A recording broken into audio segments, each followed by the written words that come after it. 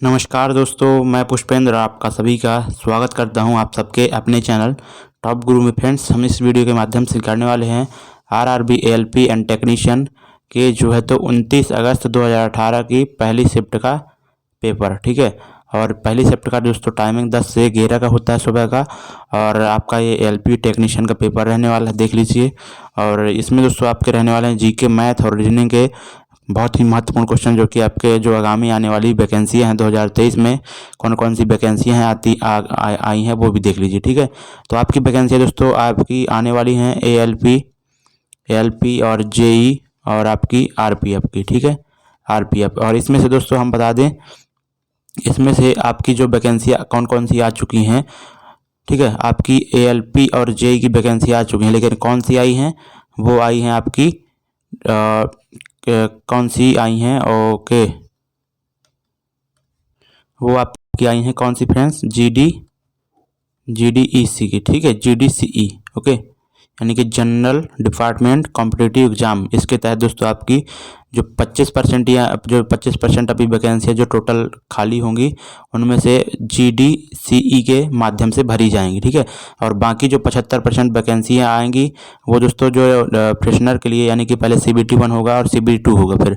लेकिन जो जीडीसीई यानी कि जो पहले से रेलवे में एम्प्लॉई हैं, तो उनके लिए दोस्तों 25% वैकेंसी यानी कि रिजर्व रखी गई हैं, और वो 25% सीटों पर वो अपना एग्ज़ाम दे सकते हैं। ठीक है, यानी कि सीधा सा प्रमोशन होने के उनके चांस है। तो जीडीसी की वैकेंसी यानी कि इसका पेपर भी दोस्तों सितंबर तक लगभग होगा, वहाँ पर बोला भी गया है नोटिफिकेशन में। तो सारे लोग अच्छे से तैयारी कर जुट जाएँ। तो 25% वैकेंसी तो आपकी आ गई, जो बाकी 75% वैकेंसी है वो भी आपकी जल्द ही आने वाली हैं। ठीक है, अब ज़्यादा टाइम नहीं रेलवे लेगा। तो सबसे पहले हम क्या करते हैं कि प्रीवियस ईयर क्वेश्चन करते हैं। ठीक है, क्योंकि प्रीवियस ईयर क्वेश्चन से आपको पता चल जाता है कि आपका एग्ज़ाम पैटर्न कैसा है और कैसे कैसे वहाँ पर क्वेश्चन आपके बनते हैं। ठीक है, और चलिए दोस्तों, अब टाइम नहीं लेते हैं, तो पहले क्वेश्चन की तरफ बढ़ते हैं। और पहला क्वेश्चन आपके स्क्रीन पर ये रहा। क्वेश्चन है फ्रेंड्स, पहला ही क्वेश्चन है, दिए गए 4 विकल्पों में से नीचे दी गई आकृति का जल प्रतिबिंब, यानी कि आपको वाटर इमेज आपको फाइंड करना है। तो वाटर इमेज दोस्तों यानी जब भी फाइंड करते हैं तो आपका यहाँ पर जैसे ये क्वेश्चन है, प्रॉब्लम फिगर है, तो डायरेक्ट नीचे इसके वाटर आप ले लेते हैं। ठीक है, और इसका वाटर इमेज आप फाइंड करेंगे तो आपका आंसर क्या आएगा, इसका जस्ट उल्टा बन जाएगा। ठीक है, ऐसा उल्टा बन जाएगा ये। तो यहाँ पर आपका ये तो ऑप्शन होगा नहीं, क्योंकि यहाँ पर जो क्रॉस आएगा इधर ही आएगा। ठीक है, नीचे आएगा, लेकिन इस साइड बाएं साइड ही आएगा, इसमें दाएं साइड है, तो ये तो होगा ही नहीं। और इसके बाद आप देखते हैं कि आपका कौन सा नहीं हो सकता, आपका ये भी नहीं हो सकता, क्योंकि जो सर्कल है तो वो क्या होगा कि नीचे जो जो डार्क होगा सर्कल। ठीक है, नीचे नहीं डार्क होगा, क्योंकि यहाँ पर नीचे है, तो उत्तर में जो आएगा वो ऊपर डार्क रहेगा। ठीक है, तो ये भी नहीं होगा। इस तरह से क्वेश्चन को मतलब कि आंसर जो ऑप्शन होते हैं तो एलिमिनेट करना सीखिए। ठीक है, और इसमें देखिए, तो इसमें क्या दिक्कत है कि यहाँ पर जो आयत है उसको क्रॉस करा है ना, एक विकर्ण है उसमें, तो विकर्ण के सेम टू सेम इसमें विकर्ण कर दिया है। ठीक है, लेकिन जब इमेज बनेगा तो कुछ ना कुछ तो अंतर आएगा ही। ठीक है, तो आंसर आपका सी बनेगा, ना कि ये। ठीक है, क्योंकि विकर्ण ऐसा ही है और इसको भी ऐसे किया है, इसी सेम दिशा में। ठीक है, तो यहाँ पर ऐसे हम तो ऐसे ही दो बताते हैं। ठीक है, बाकी नेक्स्ट क्वेश्चन देखते हैं अपन। क्वेश्चन में बोला जा रहा है कि नीचे दिए गए शब्दों के जोड़े में से समरूप शब्द युग्म का चयन करें। ठीक है, तो जिस प्रकार दोस्तों आपसे यहाँ पर संक्रांति आंध्र प्रदेश से संबंधित है, संक्रांति आंध्र प्रदेश से, तो उसी तरह दोस्तों आपका ओणम केरल से संबंधित हो जाएगा। ठीक है, तो यहाँ पर आप ये ध्यान देना। अगला क्वेश्चन यहाँ पर देखते हैं फ्रेंड्स, नेक्स्ट क्वेश्चन। तीसरा क्वेश्चन है, निम्नलिखित में से किसकी कोई इकाई नहीं है। ठीक है, तो यहाँ पर आपकी विस्थापन की तो इकाई होती है, मीटर होती है, आप सभी लोग जानते होंगे। और जो रिलेटिव डेंसिटी होती है इसकी कोई भी इकाई नहीं होती है। और जो आपका प्रेशर होता है उसकी पास्कल होती है, सभी लोग जानते हैं। और डेंसिटी की आपकी क्या होती है, किलोग्राम मीटर क्यूब। ठीक है, तो ये आपकी इकाइयाँ होती हैं, लेकिन सापेक्षिक घनत्व की कोई भी इकाई नहीं होती है। ठीक है, ओके, नेक्स्ट क्वेश्चन फ्रेंड्स देखते हैं। क्वेश्चन में पूछा जा रहा है कि नीचे दी गई आकृति को बनाने के लिए कम से कम कितनी सीधी रेखाओं की आवश्यकता होगी। ठीक है, तो जब भी दोस्तों आपको यहाँ पर सीधी रेखाएं काउंट करने के लिए पूछे ना, तो हमेशा आप क्या करें कि क्या होता है कि सबसे पहले आप क्या करें कि या तो हॉरिजॉन्टल या तो आप या तो ऊर्ध्वाधर या फिर क्षैतिज जो है तो लाइनें गिने सबसे पहले। ठीक है, तो मेरे हिसाब से आपको देखना चाहिए कि देखो यहाँ पर आप सबसे पहले ये लाइनें गिनी है। ठीक है, क्षैतिज वाली, तो एक ये हो गई और दूसरी ये हो गई। ठीक है, यानी कि इधर से लेकर ये पूरी बढ़ी, ठीक है, दूसरी हो गई ये, और फिर आपकी ये बन रही है तीसरी, और ये चौथी, ठीक है। तो क्षैतिज तो हमने गिन ली, अब ऊर्ध्वाधर गिन लेते हैं। तो क्षैतिज 4 हो गई, अब ये 5 हो गई, ठीक है। कलर चेंज कर लेते हैं, तो आपकी ये वाली 5 हो गई, और उसके बाद ये 6 हो गई, और ये 7 हो गई, और ये आपकी 8 हो गई, ठीक है। तो ये हमने क्षैतिज और ऊर्ध्वाधर लाइनें गिन ली। उसके बाद जो है तो आगे गिनते हैं, देखो 8 हो गई ना, 1 2 3 4 5 6 7 8 हो गई। उसके बाद ये वाली गिन लेना, ठीक है, ये 9 हो जाएगी, और ये 10 हो जाएगी। इस तरह ये 11, और ये 12, और ये 13, ये 14, ये 15, ये 16, ठीक है। और एक बीच वाली दोस्तों हमने 6 जो ऊर्ध्वाधर थी उसको गिनना भूल गए हैं, ये वाली, ठीक है। तो 17 यहाँ पर आपकी लाइनें बनेंगी। ओके, तो ऑप्शन नंबर आपका पहला सही हो जाएगा। ओके, नेक्स्ट क्वेश्चन देखते हैं। क्वेश्चन में बोला जा रहा है कि वनस्पति भागों या बीज के बजाय कोशिकाओं के माध्यम से नए पौधों का उगना या फिर उगाना क्या कहा जाता है उसको, ठीक है। तो उसको दोस्तों आप क्या बोलते हैं, टिश्यू कल्चर, ठीक है। या मतलब कि वनस्पति भागों या बिना बीजों के कोशिकाओं के माध्यम से दोस्तों क्या करना, नए पौधों को उगाना क्या कहलाता है, टिश्यू कल्चर, ठीक है, यानी कि ऊतक उत्पादन। तो आप दोस्तों और भी ऑप्शन देख लेते हैं। तो यहाँ पर बहुविखंडन, इसमें दोस्तों इसका एग्जांपल क्या होते हैं, जैसे सवाल हो गए, या दोस्तों मल्टीपल फिजन से ही यहाँ पर अपना रिप्रोडक्शन करता है। और जो आपका बाइनरी फिजन होता है वो दोस्तों हाइड्रा में होता है, ठीक है। हाइड्रा आपने नाम सुना होगा, उसमें बाइनरी फिजन होता है, ठीक है। अगला क्वेश्चन देखते हैं। अगला क्वेश्चन है, निम्नलिखित तत्वों में से कौन सा तत्व समान तत्वों वाले अन्य परमाणुओं के साथ संयोजित होकर बड़े अणु उत्पन्न करने की विशिष्ट योग्यता रखते हैं, ठीक है। तो दोस्तों ऐसा कौन सा तत्व है, तो ऐसा तत्व दोस्तों आपका कार्बन है, ठीक है। तो ये आप ध्यान देना, याद रखना कि ऐसा तत्व दोस्तों है कार्बन, जो दोस्तों समान तत्वों वाले अन्य परमाणुओं के साथ संयोजित होगा, ठीक है। यानी कि कई कार्बन आपस में जुड़ जाते हैं ना, तो ऐसा दोस्तों ऐसी गुणवत्ता वाला केवल तत्व कार्बन ही है, ठीक है। आपने जैसे पढ़ा होगा एल्केन बन जाता है, ठीक है, एल्केन बन जाता है आपका, एल्कीन बन जाता है, एल्काइन बन जाता है, तो ये सारे बनते नहीं हैं, ठीक है। ये एल्कीन का फॉर्मूला होता है और एल्काइन का ये फॉर्मूला हो जाता है, ठीक है। यानी कि कार्बन कार्बन मिलकर यहाँ पर कई आपस में परमाणु जुड़ जाते हैं, ठीक है, कार्बन कार्बन के। तो ऐसा तत्व दोस्तों ऐसी वहाँ पर ऐसा गुण रखने वाला तत्व कौन सा, कार्बन, ठीक है। नेक्स्ट क्वेश्चन देखते हैं। अगला क्वेश्चन, और फ्रेंड्स जिसको पीडीएफ भी चाहिए हो तो आप हमारे Telegram channel target with top गुरु में ऐड हो जाइए, वहाँ से आप पीडीएफ प्राप्त कर सकते हैं, ठीक है। अगला क्वेश्चन है, डिस्क्रिप्शन में उसकी लिंक भी दी हुई है। क्वेश्चन है कि ए और बी एक कार्य को 40 दिन में पूरा कर सकते हैं, ठीक है।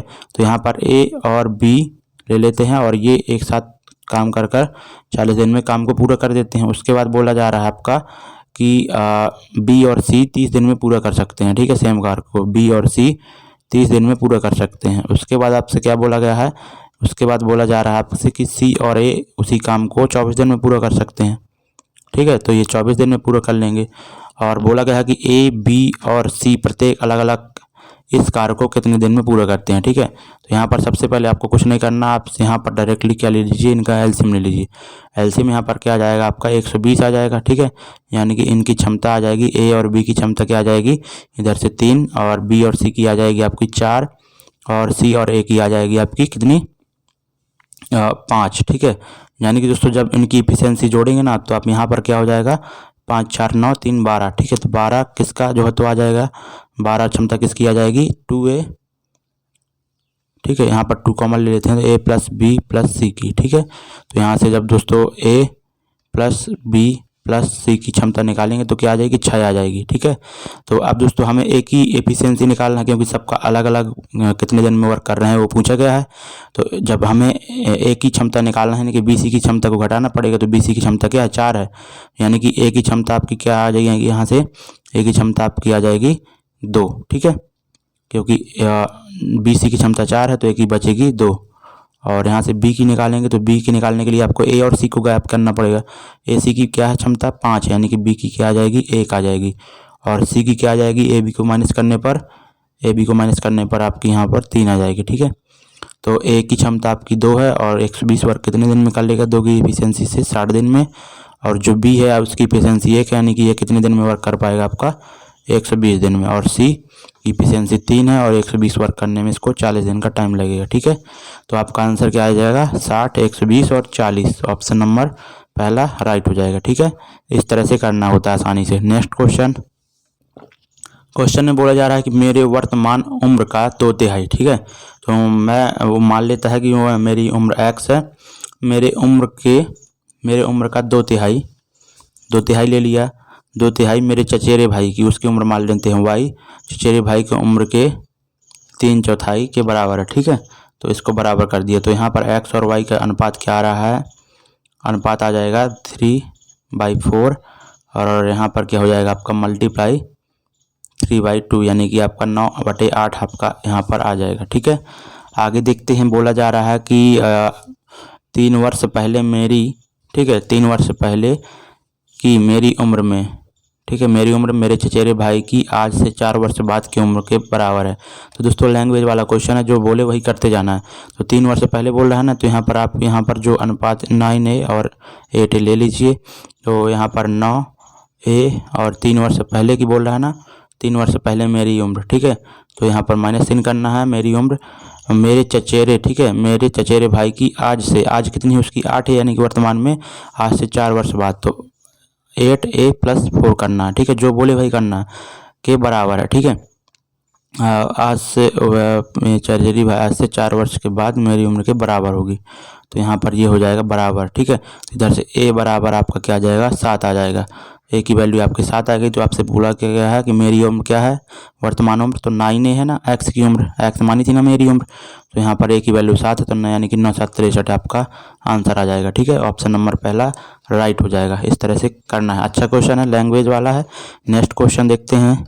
और यहाँ पर दोस्तों आपको क्या करना होता है, जब इस तरह के क्वेश्चन आते हैं तो आपको ग्रुप बनाना होता है। ठीक है, यहाँ पर 9 आकृतियाँ हैं, यानी कि 3-3 का ग्रुप बनाना है आपको। तो मेरे हिसाब से यहाँ पर सबसे पहले आप देखिए कि यहाँ पर आपका आंसर क्या हो सकता है। जैसे आप देखते हैं कि बंद वाली आकृतियाँ कौन सी हैं, जो बंद हों, उनका सिरा बंद है किसी ढक्कन से, पेट से। ठीक है, तो 5 8 9, यानी कि 5 8 9 तो दोस्तों एक बन जाएगा, 5 8 9 वाला ग्रुप। ठीक है, तो अब ऑप्शन के ऊपर डिपेंड करता है। अगर 5 8 9 किसी में नहीं है तो आपका देखो 5 8 9 2 है, चौथा है, पहला है। ठीक है, 2 ऑप्शन है, चौथा और पहला 5 8 9 वाले। तो अब आपको क्या देखना होगा कि अब देखो, अब आपको क्या देखना होगा, जो खुली आकृतियाँ। ठीक है, खुली कौन सी हैं, 2 3 6। ठीक है, तो 2 3 6 इसमें है केवल पहले ऑप्शन में, चौथे में की है कि नहीं है। ठीक है, 2 3 6 नहीं है पहले, चौथे में, पहले में है, तो आपका केवल पहला ही राइट हो जाएगा। ठीक है, मतलब कि जो ऑप्शन होते हैं उनको एलिमिनेट करना सीखिए आप। ठीक है, तो आपका आसानी से आंसर आ जाएगा। नेक्स्ट क्वेश्चन देखते हैं। क्वेश्चन में फ्रेंड्स बोला जा रहा है आपका कि यदि बहुपद 5x² - 7x + 2 के शून्य अल्फा और बीटा हैं तो उनके व्युत्क्रम का योग क्या होगा। ठीक है, यानी कि अल्फा और बीटा हैं तो उनके व्युत्क्रम का योग क्या होगा, आपसे पूछा गया है। तो व्युत्क्रम का योग करते हैं, तो यहाँ से क्या आ जाएगा, अल्फा + बीटा बट्टे अल्फा × बीटा, ये हो जाएगा। ठीक है, तो अल्फा + बीटा आपको पता ही होगा कि क्या होता है, मूल का योग। अल्फा + बीटा बराबर क्या होता है, -b/y है। ठीक है, तो -b/y करेंगे, -b क्या है यहाँ पर 7 है, और बटे a 5 हो जाएगा, यानी कि 7/5 तो आ जाएगा इधर। और अल्फा × बीटा क्या होता है, मूलों का गुणनफल क्या होता है, c/a, यानी कि 2/5 इधर से आ जाएगा। तो इधर क्या होगा, इधर मान रख देते हैं, 7/5 और 2/5 रखेंगे, तो यहाँ पर 2 इधर आ जाएगा, 5 इधर आ जाएगा। ठीक है, 5 से 5 कट जाएगा, 7/2 आपका आंसर आ जाएगा। ठीक है, तो आपका ऑप्शन नंबर तीसरा राइट हो जाएगा। नेक्स्ट क्वेश्चन देखते हैं। क्वेश्चन फ्रेंड्स आपका पूछा जा रहा है कि 2 बिंदु, ठीक है, और 2 बिंदु यहाँ पर हैं, -5 5 और यहाँ पर 7 -3 वाले रेखाखंड को आंतरिक रूप से 3:1 में अनुपात में विभाजित करने वाला बिंदु का निर्देशांक क्या होंगे। ठीक है, तो सबसे पहले आपको जो बोला गया है वो कर लीजिए। ठीक है, तो यहाँ पर क्या है कि 2 बिंदु हैं, एक इधर पर है और एक इधर पर, दोनों के निर्देशांक इस एक के हैं -5 और 5। ठीक है, और इसके क्या हैं 7 और -3। ठीक है, और दोस्तों एक पॉइंट है यहाँ पर ले लेते हैं पॉइंट, जो कि इस यहाँ पर रेखाखंड को किस अनुपात में विभाजित करता है, 3:1 में। ठीक है, तो यहाँ पर आप क्या करना होगा कि यहाँ पर जो आपके ये निर्देशांक इसके निकालना है, तो x y वो कैसे निकालते हैं, इसका फार्मूला होता है। तो फार्मूला को लिखिए सभी लोग।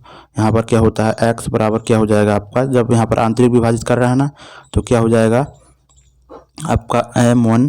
ठीक है, m1 × x2। ठीक है, m1 इंटू x2 और प्लस आपका क्या हो जाएगा m2 इंटू x1 और बटे क्या हो जाता है आपका m1 प्लस m2। ठीक है, तो इधर से दोस्तों आप जब निकालेंगे तो क्या आ जाएगा आपका m1 का मान यानी कि आपका यहाँ पर क्या है 3 है और m2 का 1 है, तो m1 का आपका यहाँ पर 3 हो जाएगा और x2 का मान क्या है यहाँ पर x2 7 है। ठीक है, और प्लस m2 की वैल्यू आपकी 1 है तो इधर 1 ही रहेगा और x1 की वैल्यू क्या है -5। ठीक है, तो इधर से आपका क्या आ जाएगा नीचे क्या आ जाएगा m1 प्लस m2 4 आ जाएगा, यानी कि इधर से आपका मान आ जाएगा 7×3=21 और इधर माइनस हो जाएगा तो -5 यानी कि आपका 16/4 यानी कि आपका क्या आने वाला है 4। तो x की वैल्यू 4 है दोस्तों, केवल आपकी ऑप्शन नंबर चौथे में ही गिवन है। ठीक है, बाकी आपको अगर करना चाहें तो y का मान भी ऐसे निकाल सकते हैं, यहाँ पर x2 की जगह y2 आ जाएगा और x1 की जगह y1 आ जाएगा। ठीक है, तो ऐसे y का भी मान निकाल सकते हैं, लेकिन आप ऑप्शन में देख के डायरेक्टली आगे बढ़ सकते हैं। ठीक है, क्यों बेफालतू में टाइम कमाएं, क्योंकि टाइम मैनेज करना ही इंपॉर्टेंट होता है। नेक्स्ट क्वेश्चन में बोला जा रहा है कि किसी जल विद्युत ग्रह में विद्युत ऊर्जा में परिवर्तित होने वाली ऊर्जा कौन सी है। ठीक है, तो इसका आंसर फ्रेंड्स क्या हो जाएगा, किसी इस जल विद्युत ग्रह में विद्युत ऊर्जा में परिवर्तित होने वाली ऊर्जा कौन सी होती है, तो इसका आंसर क्या हो जाएगा आपका काइनेटिक एनर्जी। ठीक है, गतिज ऊर्जा। ओके, नेक्स्ट क्वेश्चन में फ्रेंड्स बढ़ते हैं अपन। बोला जा रहा है कि ये सीरीज दी हुई है और इस क्रम का उपयोग करते हुए निम्न व्यंजक में रिक्त स्थान भरें। ठीक है, तो यहाँ पर रिक्त स्थान की जगह पर क्या आएगा वो आपसे पूछा गया है। तो ए के बाद आप डॉलर के देखिए कहाँ पर आता है, ए के बाद डॉलर यानी कि 2 का गैप है, डॉलर के बाद डी का आता है यानी कि आपका यहाँ पर फिर से 2 का गैप है और फिर डी के बाद 2 का गैप करने पर आपका यहाँ से क्या आ जाएगा एंड। ठीक है, यानी कि आपका ये आपका ऑप्शन नंबर तीसरा राइट हो जाएगा। फिर एंड के बाद देखते हैं अगर 2 का गैप करने पर जी आता है कि नहीं आता। 2 का गैप करने पर जी है, सही है। उसके बाद 2 का गैप करने पर यह विस्मयादि बोधक है, फिर 2 का गैप करने पर आपका @ है, यानी कि आपका आंसर क्या आ जाएगा ऑप्शन नंबर तीसरा। ठीक है, नेक्स्ट क्वेश्चन में दिया है आपका कि DGK और यहाँ पर क्वेश्चन मार्क आगे क्या आएगा। ठीक है, तो यहाँ पर देख सकते हैं कि आपका यहाँ पर क्या किया है +3 किया हुआ है और इधर भी प्लस यहाँ पर क्या किया है +4 किया है। ठीक है, +4 और इधर पर आपका +5 होगा, फिर 5 6 होगा। ठीक है, तो +5 करेंगे आप तो यहाँ पर क्या आ जाएगा आपका यहाँ पर P आ जाएगा। ओके, P में 6 आप 8 करेंगे तो आपका V आ जाएगा, तो आपका ऑप्शन नंबर यहाँ पर ये राइट हो जाएगा। ओके, नेक्स्ट क्वेश्चन ऑप्शन बता देंगे जिनको अल्फ़ाबेटिकल वैल्यू पता ना हो तो इस वीडियो के नीचे डिस्क्रिप्शन में हम ये वैल्यू याद करने का दोस्तों यहाँ पर वीडियो याद आपको डाल देंगे। ठीक है, तो आप अल्फ़ाबेटिकल की जो प्लेस वैल्यू होती है आसानी से याद कर लेंगे ट्रिक के द्वारा। ठीक है, नेक्स्ट क्वेश्चन देखते हैं। क्वेश्चन आपका यहाँ पर बोला गया है कि एडोब सिस्टम का भारतीय अमेरिकी CEO कौन सा है, तो यहाँ पर शांतनु नारायण। ठीक है, ये तो करंट अफेयर्स में आया था, लेकिन प्रेजेंट टाइम में भी दोस्तों शांतनु नारायण जी भी हैं। ठीक है, एडोब के सिस्टम के भारतीय अमेरिकी CEO। ठीक है, नेक्स्ट क्वेश्चन में फ्रेंड्स बोला जा रहा है कि 1 मार्च 2020 को कौन सा दिन होगा। दोस्तों कैलेंडर से एक ना एक क्वेश्चन जरूर पूछे जाते हैं, तो हम कोशिश जरूर करेंगे कैलेंडर का आपको जो है तो फुल डिटेल से एक वीडियो अवश्य बनाए। ठीक है, तो लेकिन यहाँ पर आप क्वेश्चन देखते हैं, बोला जा रहा है कि आपका 1 मार्च 2020 को कौन सा दिन होगा। ठीक है, तो जब भी दोस्तों इस तरह से डायरेक्टली आपको दिन पूछे ना तो आपका ये कि उसके जो ईयर दिया हुआ ना तो उसके पिछले ईयर में जाइए, तो 2019 में जाइए आप। ठीक है, अब 2019 का जब पोस्टमार्टम करेंगे तो यानी कि यहाँ पर क्या है 2000 यानी कि 2000 वाली यानी कि 20वीं शताब्दी है। अब 20वीं शताब्दी में जब आप यहाँ पर 4 से को डिवाइड करेंगे तो रिमाइंडर आपका 0 आएगा। ठीक है, 0 आएगा यानी 0 ही रहेगा। ठीक है, और यहाँ पर क्या हो जाएगा आपका कि 19 बचा। अब 19 में दोस्तों अब जो ओड डे आ जाएंगे विषम दिन 19 ही रहेंगे और प्लस में क्या हो जाता है इसमें जो यहाँ पर 19 है उसमें कितने लीप ईयर आ रहे हैं। ठीक है, तो उतना भी तो आगे जोड़ना पड़ेगा उतने दिन। ठीक है, तो 4 × 16 यानी कि 4 बार जा रहा है यानी कि 4 दोस्तों लीप ईयर इसमें आ जाएंगे। ओके, तो ये दोस्तों 2019 के यहाँ तक हो गया आपका। उसके बाद आपको मार्च तक जाना है, 1 मार्च तक। ठीक है, तो जनवरी में जाएंगे तो ओड डे 3 आते हैं।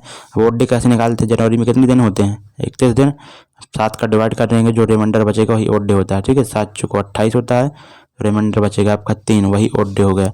फरवरी दोस्तों देखो लीप ईयर है ना ये, क्योंकि 4 से दोस्तों लास्ट से 2 अंक डिवाइड हो रहे हैं तो लीप ईयर है, यानी कि दोस्तों फरवरी क्या होगा 29 दिन का, तो ओड डे क्या आ जाएगा 7 × 28 प्लस 1 यानी कि रिमाइंडर आपका 1 बचेगा, तो ओड डे 1 आ गया। और मार्च दोस्तों 1 मार्च तक जाना ही है तो यहाँ पर 1 लिख दिया। अब यहाँ से देखो कितना आ रहा है आपका 19 4 23 और 23। ठीक है, 19 4 23 3 आपका 26, 27, 28, ठीक है। यानी कि 28 आ रहा है। 28 में दोस्तों आप 7 का डिवाइड करेंगे तो यानी कि रिमाइंडर क्या आ रहा है, 0। जब भी रिमाइंडर दोस्तों अगर 0 आता है तो यहाँ पर कौन सा दिन हो जाता है, रविवार, ठीक है। सोमवार होगा तो 1 होता है, मंगलवार में 2, उसके बाद बुधवार 3 और गुरुवार 4 और शुक्रवार 5, 6 में होता है शनिवार और 0 में होता है आपका रविवार, ठीक है। इस तरह से आप क्वेश्चन को कर सकते हैं। नेक्स्ट क्वेश्चन है कि एक परीक्षा में परण ने 63 अंक प्राप्त किए जो कि 84% अंक प्राप्त करने के बराबर थे। यानी कि आपको बोला गया कि 84% बराबर किसके है, 84% आपके 63 नंबर के बराबर है। तो आपको बोला गया है कि परीक्षा कितने अंक थी, यानी कि 100% की वैल्यू आपको निकालना है। तो आप देख सकते हैं कि यहाँ पर आप क्या कर सकते हैं कि 3 से डिवाइड हो जाएगा ना, तो 3 से डिवाइड करेंगे तो 3 दूनी 6 और 3 8 24, ठीक है। यानी कि 28 बार गया ये, ठीक है। तो ये 28% बराबर क्या हो जाएगा, इसको भी 3 से डिवाइड करेंगे 21, तो परसेंटेज यानी कि 1% की वैल्यू जब आप निकालेंगे तो 21/28 हो जाएगा आपका। यानी कि 7 3 21 और 7 6 28, ठीक है। 100% की वैल्यू जब आप निकालेंगे तो यहाँ से जब इधर भी 100 का मल्टीप्लाई करना होगा तो 75 आपका आंसर आ जाएगा, ठीक है। 100% की वैल्यू 75, ओके। ऑप्शन नंबर दूसरा राइट हो जाएगा। नेक्स्ट क्वेश्चन देखते हैं। क्वेश्चन में फ्रेंड्स बोला जा रहा है कि चीनी के मूल्य में 30% की वृद्धि हुई। अब 30% की वृद्धि यानी कि क्या होता है, 3/10, यानी कि पहले अगर कीमत थी 10 तो अब 3 बढ़ के कितनी हो जाएगी, 13, ठीक है। 10 से 13, ओके। तो बोला जा रहा है कि सीता को चीनी की खपत कितने प्रतिशत कम कर देनी चाहिए ताकि उसके व्यय में कोई भी वृद्धि ना हो, ठीक है। अगर दोस्तों उनको अपना व्यय करना हो, क्या सामान रखना हो ना, तो क्या होता है कि यहाँ पर उसको जो खपत करनी होगी 13 से 10 करनी होगी, उल्टा हो जाता है, ठीक है, रेशियो। तो यानी कि उसको पहले अगर 13 खपत थी तो अब 10 करना होगा, यानी कि 3 की कमी करना होगा इसके रिस्पेक्ट में, 13 के रिस्पेक्ट में, ठीक है। और 100 का मल्टीप्लाई कर देंगे क्योंकि परसेंटेज निकालना है। तो देखो 300/13 आ रहा है ना आपका। तो अब देखो 22 तो कभी हो नहीं सकता, ना ही 23 हो सकता। अब इधर देखें आप, तो इधर आपका क्या हो जाएगा, देखो 3 से जब मल्टीप्लाई करेंगे 2 का यानी यूनिट डिजिट क्या आएगा, 6, 6 में 1 जोड़ेंगे तो यूनिट डिजिट क्या आ जाएगा, यूनिट डिजिट आपका 7 आ जाएगा। तो ये भी नहीं होगा क्योंकि यूनिट डिजिट आपको 0 चाहिए। आपका बचा हुआ चौथा ऑप्शन ये राइट हो जाएगा। ऐसे कि जब 3 3 9, ठीक है, यानी कि इधर 9 आया और प्लस 1 करेंगे यानी कि आपका यूनिट डिजिट क्या हो जाएगा, 0, ठीक है। इस तरह से भी आप आसानी से कर सकते हैं, ठीक है। नेक्स्ट क्वेश्चन बोर्ड मास का क्वेश्चन है फ्रेंड्स। सबसे पहले आपको क्या सॉल्व करना होता है बता दें, बोर्ड मास का, बोर्ड और मास, ठीक है। तो सबसे पहले आपका अगर बार होता है तो उसको सॉल्व करते हैं। बार के बाद आपका ब्रैकेट होता है, फिर ऑफ होता है, डिवाइड, फिर मल्टीप्लाई, फिर एडिशन सब्ट्रैक्शन, ठीक है। तो ये आप ध्यान देना, जो ऑफ होता है ना उसका मतलब भी मल्टीप्लाई करना होता है, लेकिन हमेशा मल्टीप्लाई और ऑफ में कौन आगे सॉल्व होगा, ऑफ ही सॉल्व होगा, ठीक है। चलिए देखते हैं। तो सबसे पहले आप यहाँ पर देख रहे हो कि बड़ा कोष्ठक है तो इसके अंदर का सबसे पहले सॉल्व करते हैं। तो पहले इस बड़े वाले कोष्ठक के अंदर जाएंगे तो ये वाला मझला कोष्ठक मिलता है, तो इसको सॉल्व करेंगे तो यहाँ पर कितना आ जाएगा आपका, माइनस का 8 2 10 माइनस का 13, यानी कि यहाँ पर आपका 63, ठीक है, 63। और यहाँ पर आपका प्लस हो जाएगा 3 और इधर से आपका क्या होने वाला है, माइनस करेंगे तो माइनस करने पर यहाँ पर कितना, 8 2 10 यानी कि 13, यानी कि आपका 13 3 39, ठीक है। 63 माइनस आपका 39 हो जाएगा, ठीक है। और डिवाइड में आपका क्या है यहाँ पर, ठीक है। अभी ये पूरा सॉल्व होगा, ठीक है। 63 माइनस 39 कितना हो जाएगा आपका, 40 घटाएंगे तो 23 और 39 घटाएंगे तो 24 बचेगा, 24 डिवाइड बाई, अब इधर से क्या आ रहा है आपका, इधर से यहाँ पर देख सकते हैं कि इधर 2 यानी कि 8, ठीक है, और 8, ठीक है, इधर बटे यानी कि 24/3, ठीक है। और इनटू आपका क्या हो जाएगा, 8 हो जाएगा, ओके। तो यहाँ से आपका दोस्तों आंसर क्या आने वाला है, 64। लेकिन आपका ऑप्शन नंबर क्या चौथा दिया हुआ 1, तो देख सकते हैं कि इस बच्चे ने क्या दिया आंसर है, वो भी देख सकते हैं, आंसर ही नहीं दिया। यानी कि आसान क्वेश्चन है लेकिन ऑप्शन में दिया नहीं था। मेरे हिसाब से इसका आंसर आपका 64 ही होगा। बाकी आप इसको क्रॉस चेक कर सकते हैं, कोई भी दिक्कत हो तो कमेंट बॉक्स में उसको बताना, ठीक है। नेक्स्ट क्वेश्चन देखते हैं अपन। क्वेश्चन में बोला जा रहा है कि परमाणु की त्रिज्या का प्रयोग किसे मापने के लिए किया जाता है। तो सिंपल सी बात है कि जब आप दोस्तों किसी की त्रिज्या लेते हैं यानी कि सर्कल लेते हैं तो उसका क्या नहीं, आप क्या मापते हैं, उसका आकार यानी कि कितना बड़ा है। तो यहाँ पर भी आंसर क्या हो जाएगा, परमाणु की त्रिज्या का प्रयोग किसे मापने के लिए किया जाता है, परमाणु के आकार यानी कि एटॉमिक साइज की आप माप करते हैं, किसके द्वारा, एटॉमिक रेडियस के द्वारा। नेक्स्ट क्वेश्चन देखते हैं। क्वेश्चन में बोला जा रहा है कि एंडीज पर्वत श्रृंखला किस महाद्वीप में स्थित है, ठीक है। इसका राइट आंसर क्या हो जाएगा आपका? South America. ठीक है, जो इंडीज पर्वत श्रृंखला है आपकी साउथ अमेरिका में स्थित है। और यूरोप में कौन सी है? Ural mountain. ठीक है, जो कि एशिया और यूरोप को अलग अलग करती है। ठीक है, और माउंट किलिमंजारो अफ्रीका में है। और अपने यहाँ पर क्या है, अपने मतलब कि एशिया महाद्वीप में सबसे है बड़ा क्या है? Mount Everest. ठीक है, यानी कि जो हिमालय है। ठीक है, हिमालय रेंज। नेक्स्ट क्वेश्चन देखते हैं। क्वेश्चन में बोला जा रहा है कि स्थिति या फिर आकृति में हुए परिवर्तन के कारण एक वस्तु में निहित ऊर्जा को कहा जाता है। ठीक है, तो क्या कहा जाता है? Potential energy. जब किसी वस्तु की स्थिति या फिर आकृति में चेंजेस होते हैं ना, तो वह क्या कहलाती है? वहाँ पर कौन सी ऊर्जा निहित हो जाती है? स्थितिज ऊर्जा। कैसे कि आप समझते होंगे, देखो अब जैसे कोई धनुष आपने लिया, ठीक है, मान लेते हैं कोई वस्तु ऐसे पृथ्वी में डली है। अब इसकी स्थिति आपको चेंज करना, तो आप उठाकर यहाँ पर ले आए, तो कौन सी एनर्जी आ जाती है यहाँ पर? स्थितिज ऊर्जा आ जाती है, mgh। ठीक है, mgh आ जाती है। कितना मास है मल्टीप्लाई में ग्रेविटेशन एक्सप्रेशन हो जाता है, और हाइट कितनी हाइट तक आपने उसको ऊपर उठाया, तो आगे स्थिति समझ में आ गई। उसके बाद आकृति देखते हैं। जब आप कोई धनुष को क्या करते हैं? तीर खींचते हैं ना धनुष में, ठीक है, तीर लगा के खींचते हैं उसको, तो ये धागे में क्या आ जाती है? इसकी स्थिति जुड़ जाती है जब उसको तीनते हैं। ठीक है, और जो धागे में स्थिति ऊर्जा होती है, जब आप तीर को छोड़ते हैं, इस धागे को छोड़ते हैं तीर के साथ में, तो तीर में क्या चली जाती है? वही स्थिति ऊर्जा गतिज ऊर्जा का रूप ले लेती है। ठीक है, यानी कि आकृति यहाँ पर चेंज करने पर क्या आया? आपकी स्थिति ऊर्जा आ गई। ठीक है, इस तरह से आपका ऑप्शन नंबर पहला राइट हो जाएगा। नेक्स्ट क्वेश्चन देखते हैं अपन। इसमें भी आपको फ्रेंड्स बताना है कि जो वाटर इमेज क्या होगा। ठीक है, तो वाटर इमेज फ्रेंड्स आपका ये तो कभी हो नहीं सकता। क्या? देखो क्या नहीं हो सकता, आप देखिए।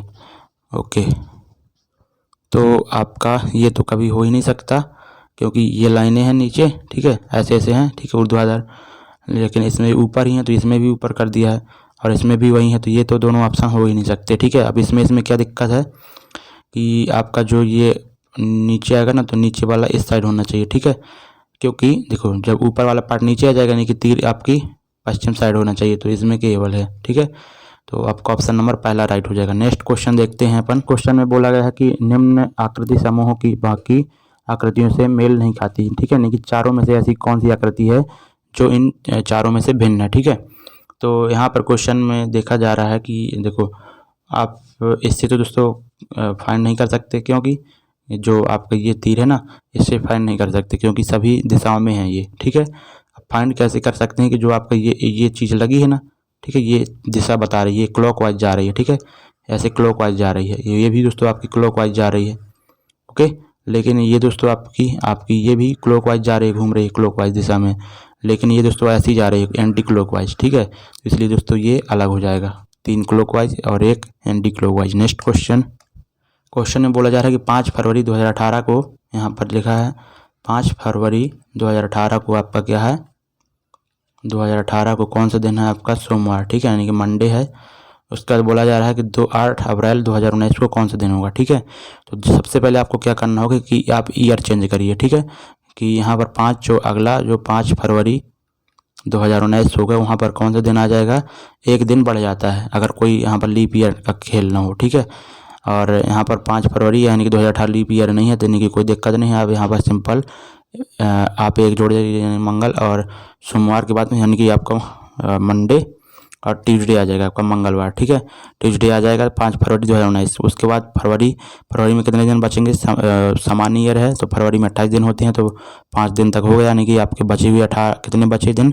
23। ठीक है, तो 23 ऐड कर दिए, और यहाँ पर फरवरी हो गया। मार्च में दोस्तों 3 और डे होते हैं मार्च, और अप्रैल में दोस्तों आपको 8 तारीख तक जाना है। ठीक है, तो अब यहाँ पर जोड़ लीजिए, तो 23 और 3 आपका 26 होता है, 26 और 8 34। ठीक है, 34। तो आप जब 7 से डिवाइड करेंगे, तो यानी कि आपका यहाँ पर रिमाइंडर क्या आ जाने वाला है? -1।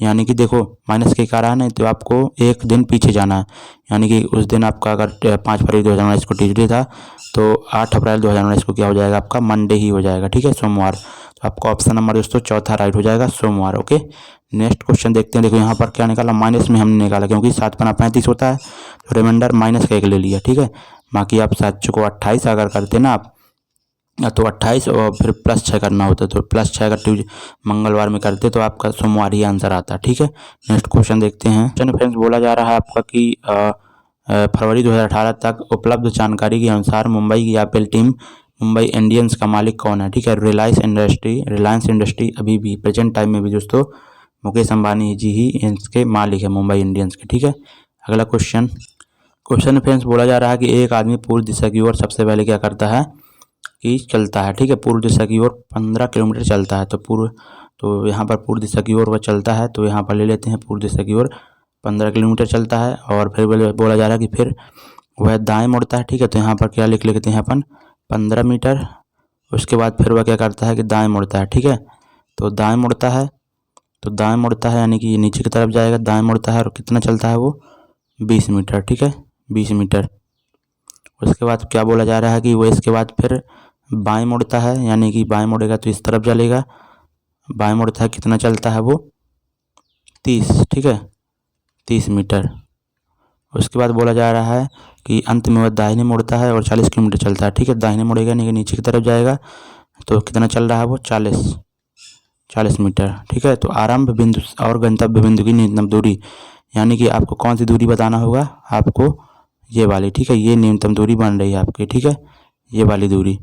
तो आप कैसे फाइंड करेंगे फ्रेंड्स, तो आप यहाँ पर देख सकते हैं कि ऐसे एक यहाँ पर ड्रॉ कीजिए। ठीक है ना,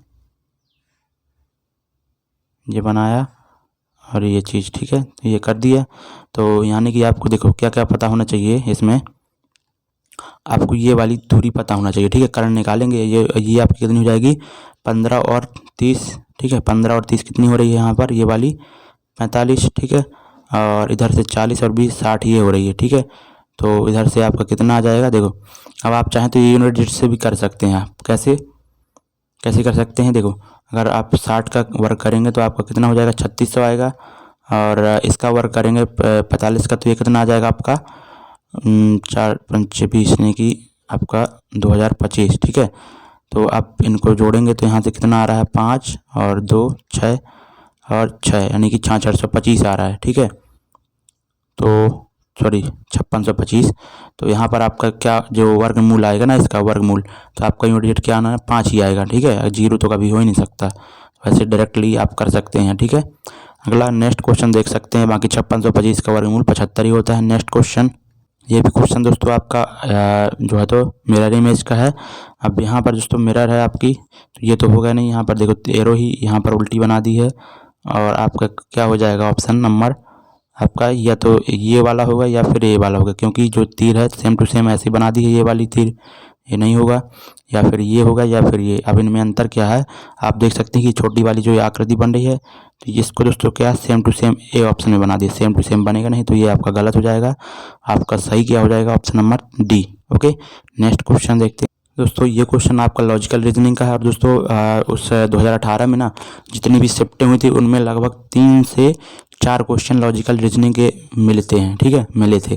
तो आपके इस बार तो और चांस है कि और इस बार इसका वेटेज और भी बढ़ सकता है, 4 से 5 से 6 क्वेश्चन भी आपके आ सकते हैं। ठीक है, क्योंकि ये बहुत ही इंपॉर्टेंट चैप्टर होता है। अब देखो क्वेश्चन में बोला गया है कि शिक्षक छात्र को बताता है यदि आप अपना होमवर्क पूरा नहीं करोगे तो आपको कक्षा में आने की अनुमति नहीं दी जाएगी। ठीक है, तो एक शिक्षक ने छात्र को बताया कि अगर आप होमवर्क नहीं पूरा करते हैं तो आपको कक्षा में आने की अनुमति नहीं दी जाएगी। ठीक है, अब मान्यताएं क्या क्या कह सकती हैं यहाँ पर, अनुशासन शिक्षण को प्रभावी बनाने का एक तरीका है। बिल्कुल सही है, अगर शिक्षक कह रहे हैं कि आप होमवर्क करके आइए तो आपको करना चाहिए, तभी तो आप अनुशासन दिखाएंगे, और अनुशासन के द्वारा ही कोई व्यक्ति अच्छा महान हो सकता है और अच्छी शिक्षा धारण कर सकता है। ठीक है, अगला है, ये तो पहला राइट हो जाएगा। शिक्षक खुश होंगे कि कक्षा में ऐसा कोई छात्र नहीं है जो अपने कार्य को समय पर नहीं करता।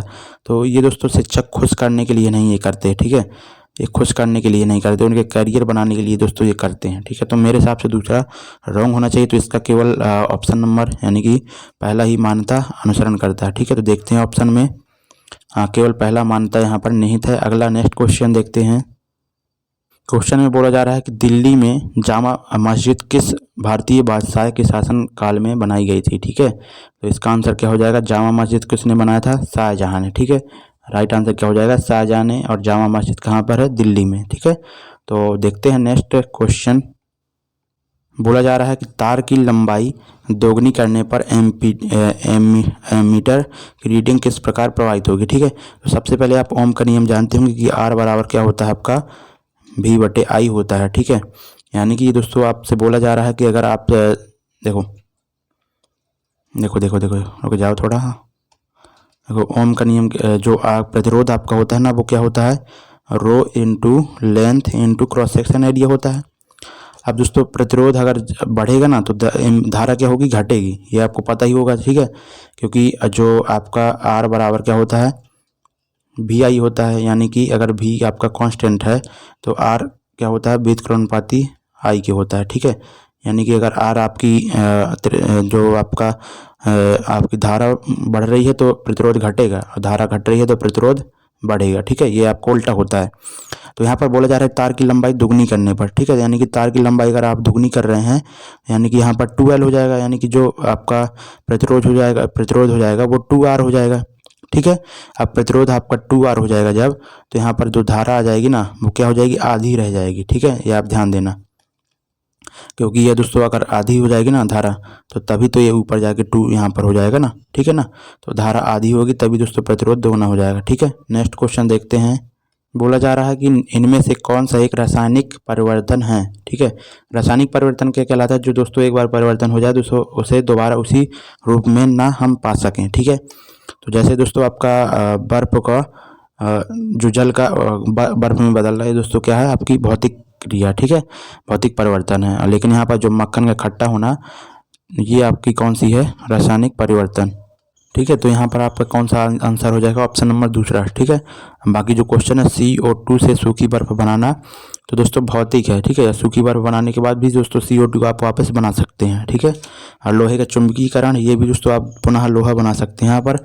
यानी कि मक्खन को आप अगर वो खट्टा हो जा रहा है, ख़राब हो जा रहा है, तो दोबारा से मक्खन नहीं उसे बना सकते, ठीक है। तो आपका केवल यही राइट हो जाएगा, यानी कि इसमें ही केवल रासायनिक अपक्रिया यानी कि परिवर्तन हो रहा है। नेक्स्ट क्वेश्चन में बोला जा रहा है कि एक क्लब में लड़कों और लड़कियों का अनुपात यहाँ पर क्या है, बॉय और गर्ल का रेशो क्या है, यहाँ पर आपको बोला गया 3:2, ठीक है। तो वहाँ उपस्थित लोगों की कुल संख्या कितनी होगी, कितनी हो सकती है, ठीक है। तो यानी कि जो होगी दोस्तों क्या होगी, 3, और टोटल जो छात्रों की यहाँ टोटल उपस्थित लोगों की संख्या क्या हो जाएगी, गर्ल और बॉय का रेशो क्या है, 5, 3:5, इनके टोटल क्या होंगे, 5 अनुपात के मल्टीपल में ही होंगे जो भी आएंगे। तो 5 के जो है मल्टीपल में दोस्तों 24 तो कभी हो नहीं सकता, 16 का भी हो नहीं सकता, और आपका 18 का भी नहीं हो सकता, 5 का मल्टीपल, ठीक है, 25 ही है, ठीक है। तो आंसर आपका 25 ही हो सकता है। नेक्स्ट क्वेश्चन बोला जा रहा है कि नीचे दी गई आकृति में त्रिभुजों की संख्या आपको बताना है, ठीक है। तो त्रिभुज दोस्तों आप जब काउंट करेंगे तो आपका ये वाला 1 हो जाएगा, ठीक है। 1 नंबर का आपका ये सभी जो ये लाइन खींची ना, तो इसके तरफ वाले दोस्तों ये 1 हो जाएगा, और फिर ये वाला दोस्तों कौन सा हो जाएगा, ये दूसरा हो जाएगा, ये तीसरा हो जाएगा, ठीक है। इस तरह ये चौथा, ये पाँचवा, ये छठवां। उसके बाद दोस्तों क्या बनेंगे, ये पूरा ये 7वां हो जाएगा, फिर ये 8वां हो जाएगा, और ये पूरा बड़ा वाला 9वां हो जाएगा, ठीक है। तो इस तरह से बनेंगे, 9 त्रिभुज इसमें बनेंगे। अब क्वेश्चन में बोला जा रहा है कि निम्नलिखित में से किस भिन्न को 4/3 में जोड़ने पर प्राप्त 3 होगा, ठीक है। तो यहाँ पर मान लेते हैं x में अगर 4/3 आप जोड़ेंगे तो प्राप्त आपका 3 हो जाएगा। तो x की वैल्यू निकालने के लिए आपका कितना हो जाएगा, 9 - 4 यानी 5/4 आपका आंसर हो जाएगा, ठीक है। ऑप्शन नंबर देखते हैं, आपका 5/4 यानी कि ऑप्शन नंबर तीसरा ही राइट हो जाएगा। नेक्स्ट क्वेश्चन देखो, ये क्वेश्चन अच्छा है। बोला जा रहा है कि एक त्रिभुज का आधार उसके बराबर क्षेत्रफल है, ठीक है। तो एक सबसे पहले अपन त्रिभुज ले लेते हैं। तो एक त्रिभुज यहाँ पर मान लेते हैं, और एक समांतर चतुर्भुज दिया है, ठीक है। तो समांतर चतुर्भुज ले लेते हैं। एक त्रिभुज का आधार उसके जो है तो बराबर, ठीक है, उसके बराबर क्षेत्रफल, यानी कि दोनों का क्षेत्रफल बराबर है, उसके बराबर क्षेत्रफल वाले समांतर चतुर्भुज के आधार का कितना है, 1/3, ठीक है। तो यानी कि अगर इसका दोस्तों 3x है, हम जो आधार ले लेते हैं, तो इसका क्या हो जाएगा, 1/3 x हो जाएगा। और इनका क्षेत्रफल बराबर करेंगे तो दोस्तों यहाँ पर आपको क्या करना होगा, 1/2 आधार इंटू ऊंचाई, ठीक है। तो इधर हाइट आप इधर मान लीजिए क्या है, h1 है, और इसकी हाइट क्या है, h2 है, ठीक है। यह आप हाइट ले लीजिए। तो यहाँ पर x इंटू क्या हो जाएगा आपका h1, और बराबर दोस्तों आयतन के बराबर है ना, तो यहाँ पर ये क्या हो जाएगा, इसका आयतन क्या हो जाएगा, 2 इंटू 1/2 आधार इंटू ऊंचाई, ठीक है, ठीक है ना। तो यहाँ पर देख सकते हैं इधर 1/2 नहीं आएगा, इंटू 2 होता है, ठीक है। क्यों, ओके। तो यहाँ पर आपका इंटू 2, और यहाँ पर क्या हो जाएगा, बेस इंटू हाइट h2, ये होता है इसका आयतन, ठीक है, समांतर चतुर्भुज का। तो आप देख सकते हैं कि इधर से आपका क्या क्या क्या हो जाएगा, x से x को काट दीजिए, और आपका देख सकते हैं कि इधर से H1/H2 जो आएगा ना, ठीक है ना, H1/H2। ओके, इधर से क्या हो रहा है आपका 3 दूनी 6। देखो ये तो आपका हो गया त्रिभुज का क्षेत्रफल, ठीक है। और जो समांतर चतुर्भुज के क्षेत्रफल का फॉर्मूला क्या होता है, वो भी बेस इंटू हाइट होता है, ठीक है। तो बेस इंटू हाइट करेंगे तो 3x इंटू H2, ठीक है। तो यहाँ पर x से x कट जाएगा आपका, और H1/H2 निकालेंगे जब आप, तो इधर 3 बचा है और इधर बटे में 2 है, तो इधर मल्टीप्लाई में पहुँच जाएगा, यानी कि ऊपर 2 चला जाएगा।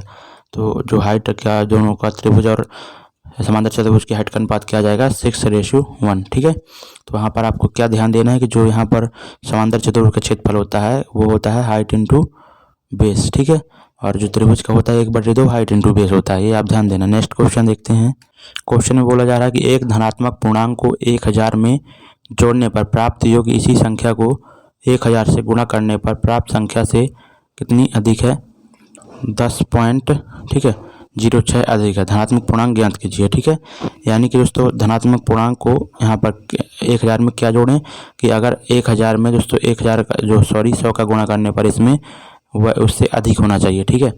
तो इससे अधिक होना चाहिए, नहीं कि यहाँ पर किससे अधिक होना चाहिए, 100 और इसके मल्टीपल से, ठीक है, इससे अधिक होना चाहिए। तो 1000 में क्या जोड़ना पड़ेगा, ये आपसे यही बोला गया। उधर क्या हो जाएगा आपका 1006 हो जाएगा। तो आपको 1000 में क्या जोड़ने की, आपका 1006 से ज़्यादा हो जाए। तो अगर इन तीनों ऑप्शनों को आप देखते हैं तो इधर आप इनको जोड़ेंगे, एक को जोड़ेंगे तो नहीं होगा, 5 को जोड़ेंगे वो भी नहीं पहुँचेगा 106 पर, 105 ही हो जाएगा। इधर 1003 हो जाएगा, ठीक है, इधर 1005, इधर 1001। तो आप अगर 7 जोड़ेंगे तो आपकी इससे अधिक हो जाएगी, ठीक है, क्योंकि अधिक ही बोला गया है। नेक्स्ट क्वेश्चन देखते हैं। अब ये आपकी सीरीज दी हुई है, तो यहाँ पर बोला गया है कि क्या आएगा। तो मेरे हिसाब से क्या आना चाहिए कि देखो इधर आपका, देखो इधर ई से +3 करेंगे तो 8 हो जाएगा, और इधर भी दोस्तों आपका क्या करना होगा +3 क्या हो जाएगा, इधर +3 करेंगे तो n हो जाएगा, और +3 करेंगे तो आपका q हो जाएगा, ठीक है, q। नंबर देखते हैं तो इधर मल्टीप्लाई 2 करने पर दोस्तों 2 आ रहा है, और मल्टीप्लाई 3 करने पर आपका क्या आ जाएगा 6 आ जाएगा, मल्टीप्लाई 4 करने पर 24, और मल्टीप्लाई 5 करेंगे जब आप तो 120 आ जाएगा, यानी कि Q 120 आपका ऑप्शन नंबर दूसरा राइट हो जाएगा। नेक्स्ट क्वेश्चन में बोला जा रहा है कि ये पाई चार्ट है और कुछ फसलों की वार्षिक पैदावार को टन में दर्शाया गया है, ओके। और यदि शक्कर की पैदावार 6000 टन है तो 6000 टन, देखो यहाँ पर जो 140, 140, 100 यहाँ पर 80 डिग्री पे दिए हुए हैं, ठीक है, डिग्री दोस्तों जब आप परसेंटेज में चेंज करते हैं तो क्या कैसे लिखते हैं, 80 से शुगर दिया हुआ ना आपको, तो शुगर 80/360 ये किसके बराबर है आपका 6000 टन के, ठीक है। तो आपसे क्या बताना है कि कुल पैदावार, यानी कि आपको 360 डिग्री की वैल्यू ही निकालना है, ठीक है। तो 360 डिग्री की वैल्यू निकालने के लिए आप इसको यहाँ पर जब करेंगे 360/80 और इंटू दोस्तों आपको क्या करना होगा 360, ओके, ये करना होगा, और बटे 360, ठीक है ना, ओके। तो आप देखो अब इसको सॉल्व जब करेंगे तो 360 से इसको काट दीजिए, और इसको 0 से 0 काट दीजिए, और आप इसको काट सकते हैं इधर 3000, और मल्टीप्लाई आपका इधर से क्या बचेगा 9, ठीक है, यानी कि आपका 27000 टोटल पैदावार हो जाएगी। नेक्स्ट क्वेश्चन में फ्रेंड्स बोला जा रहा है कि 10 सेंटीमीटर और 6 सेंटीमीटर बीमा वाले एक आयत के समान परिमाप वाला एक समचतुर्भुज बनाया गया, ठीक है। यानी कि एक आयत है जिसकी बीमाएँ 10 और 6 हैं, तो इसका परिमाप क्या हो जाएगा आयत का 16 दूनी 32, ठीक है, 32 परिमाप, ठीक है। इस दूनी परिमाप वाला समांतर चतुर्भुज बनाया गया, ठीक है। यानी कि जो समचतुर्भुज, तो समचतुर्भुज की भुजा क्या हो जाएगी आपकी 4 का डिवाइड करने पर, यानी कि 8 हो जाएगी, ठीक है। तो समचतुर्भुज बना लेते हैं, इसकी 4 भुजाएं बराबर हो, ठीक है, 8 हो जाएगी उसकी भुजा। बोला क्या गया है आपका कि अगर इनके बनाएगा जिसका ये कोण आपका 60 डिग्री है, ठीक है। तो मान लेते हैं ये एंगल आपका 60 डिग्री है, तो समचतुर्भुज का क्षेत्रफल क्या होगा, ठीक है। तो इसका दोस्तों फार्मूला होता है, वो क्या होता है भुजा इंटू भुजा, और मल्टीप्लाई में क्या हो जाता है आपका मल्टीप्लाई में यहाँ पर आपका हो जाएगा फ्रेंड्स, ओके, इधर इंटू 1/2 ही होता है, ठीक है। तो एक यहाँ पर कोस आपका 60 डिग्री, ठीक है। अब कोस 60 डिग्री यहाँ नहीं कि आपका क्या हो जाएगा आपका, देखो भुजा इंटू भुजा और इंटू क्या हो जाए साइन थीटा। ठीक है, तो साइन थीटा यानी कि साइन 60 की वैल्यू क्या होती है, डायरेक्टली आप रखिए √3/2। ओके, तो इससे काटेंगे तो आपका यहाँ पर 4 बार जाएगा तो 8 चौके 32, √3 आपका आंसर हो जाएगा, ऑप्शन नंबर दूसरा। ठीक है, तो आप ध्यान देना कि समचतुर्भुज का जब एरिया ऐसे निकालना होता है, कोण देकर दिया हो, तो यहाँ पर क्या हो जाता है, भुजा स्क्वायर, समचतुर्भुज भुजा स्क्वायर इंटू साइन थीटा। ठीक है, ये आपका होता है, ध्यान देना। नेक्स्ट क्वेश्चन देखते हैं। दिया गया है क्वेश्चन में कि शहर में गड्ढों के कारण बहुत से लोग समय पर हवाई अड्डे तक नहीं पहुंच पाते हैं। ठीक है, यानी कि दोस्तों यहाँ पर आप क्या निष्कर्ष निकाल सकते हैं, क्या अनुमान लगा सकते हैं कि समय पर हवाई अड्डे तक पहुंचना आवश्यक नहीं है, आवश्यक है दोस्तों, क्योंकि वो दोस्तों रुकी थोड़ी रहती है एक व्यक्ति के लिए। ठीक है, वो तो टाइम से ही चलती है। ठीक है, ये गलत हो जाएगा। हवाई अड्डे के लिए कोई अन्य मार्ग नहीं है, ये कह सकते हैं हम। ठीक है, अगर हवाई अड्डे के लिए कोई अन्य मार्ग होता है तो दोस्तों अड्डे पर यहाँ पर कोई समय पर ऐसा नहीं कि समय पर नहीं पहुँचते। ठीक है, सभी समय से पहुँच जाते दूसरे रोड के माध्यम से, समय से नहीं पहुँच पा रहे हैं, यानी कि कोई अन्य मार्ग का उनके पास ऑप्शन नहीं है। तो मेरे हिसाब से दूसरा अनुमान हम लगा सकते हैं सही। नेक्स्ट क्वेश्चन देखते हैं, इसका आंसर क्या हो जाएगा, केवल दूसरा निहित है। अगला क्वेश्चन बोला जा रहा है कि एक लंगर लगी नाव लहरों से घिरी है। ठीक है, यानी कि एक नाव है जो लहरों से घिरी हुई है, उसे एक तरंग शीर्ष की दूरी 80 मीटर है। ठीक है, उससे एक तरंग शीर्ष की दूरी 80 मीटर है और लहर की गति कितनी है, 20 मीटर प्रति सेकंड है। तो नाव तक उस तरंग शीर्ष को पहुंचने में लगा समय। ठीक है, तो यहाँ पर यानी कि 80 मीटर की दूरी है और लहर की जो गति है क्या है, 20 मीटर प्रति सेकंड। तो आंसर कितना, यानी कि टाइम कितना लगेगा उसको, 4 सेकंड का। ठीक है, नाव को। अगला क्वेश्चन देखते हैं। अब आपको ये क्वेश्चन दिया है, जो आप पिछले क्वेश्चन तो छोड़े हैं हमने, वो करंट अफेयर्स के थे, उनको हटाइए। ठीक है, यहाँ पर बोला कि प्रॉब्लम फिगर यहाँ पर कौन सी, यहाँ पर आंसर फिगर में ये पाई जाएगी। ठीक है, तो मेरे हिसाब से इसका आंसर क्या होना चाहिए आपका, ये होना चाहिए। ठीक है, कैसी, ये बन रही है। ओके, यहाँ तक नहीं गई है, यहाँ से मुड़ गई है। ठीक है, तो आपका ऑप्शन नंबर सी राइट हो जाएगा। नेक्स्ट क्वेश्चन देख, बोला जा रहा है कि कार्बोहाइड्रेट, प्रोटीन और वसा का पूर्ण पाचन कहाँ हो जाता है। ठीक है, कहाँ पर होता है, तो पूरी तरह से दोस्तों पाचन कहाँ पर हो जाता है, आपका स्मॉल इंटेस्टाइन। ठीक है, यानी कि आपकी छोटी आंत में कार्बोहाइड्रेट और प्रोटीन और वसा का पूरी तरह से पाचन हो जाता है। ठीक है, नेक्स्ट क्वेश्चन बोला जा रहा है कि श्री और कवि दंपत्ति हैं। ठीक है, यानी कि श्री और यहाँ पर कवि, श्री और कवि क्या हैं, आपस में दंपति यानी कि पति पत्नी है। ओके, अभी जेंडर क्लियर नहीं है। ओके, आगे देखते हैं, आगे क्या बोला जा रहा है आपसे। आगे बोला जा रहा है कि श्री और समयु बहनें हैं। ठीक है, तो अभी इसको छोड़िए क्योंकि अभी हमें रिलेशनशिप फाइंड नहीं है। समयु कवि की बहन है। ठीक है, समयु जो है, समयु कवि की क्या है, समयु जो है कवि की क्या है, बहन है, यानी कि इसका जेंडर क्लियर हो जाएगा, कवि की बहन हो जाएगी समयु।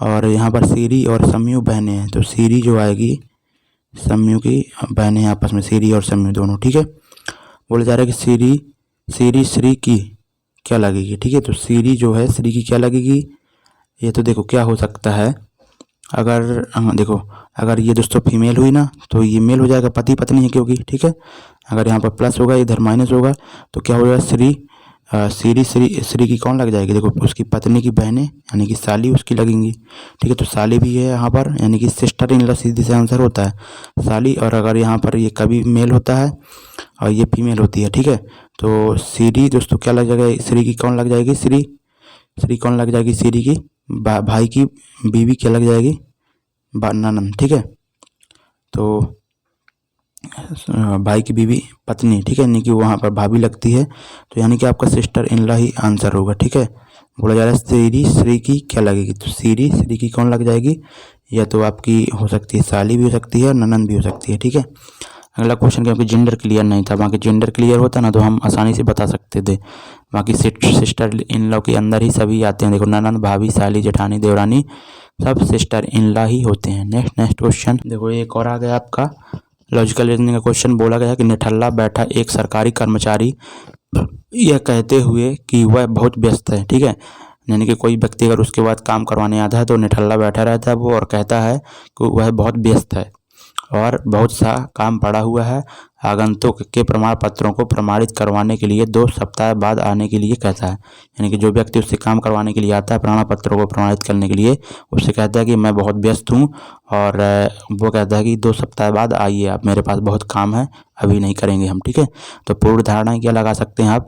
सरकारी कर्मचारी आगंतुक की मदद करना चाह रहा है। ठीक है, ये तो निहाती गधा हो गया। ठीक है, जो इसको राइट करेगा। ठीक है, क्योंकि यहाँ पर सिंपल सा वो भगा रहा है उसको कि 2 हफ्ते बाद आना, निठल्ला बैठा है, यानी कि वो मदद तो करना नहीं चाह रहा है, बोला गया है कि इसमें मदद करना चाहता है, ये तो गलत हो गया।